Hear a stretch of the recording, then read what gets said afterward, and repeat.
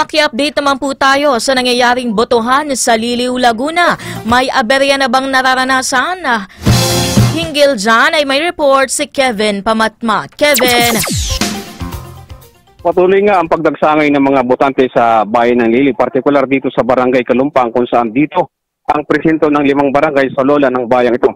Kabilang dito ang Barangay Dita, Bayate, Kalumpang, Malabo, Kalantukar, Barangay San Isidro.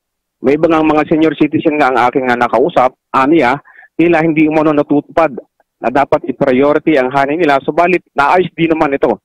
Samantalang katulong naman ang kapulisan at ang Philippine Coast Guard para nga sa katahimikan at kaisa ng halalan. Para sa kabatiran ng lahat, ang tumatakbong ngayong bilang mayor dito sa bayan ng Liliw ay si incumbent Mayor Ildefonso Monleon, habang kanyang katunggali ay si incumbent Vice Mayor Erickson Solibit.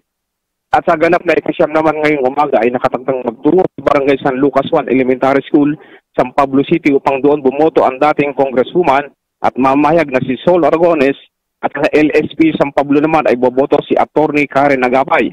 Habang naghahanda na din ngayon ang grupo ni former Congresswoman Ruth Hernandez at Congressman Dan Fernandez para din sa kanilang pagboto sa kanilang presinto bilang gobernador.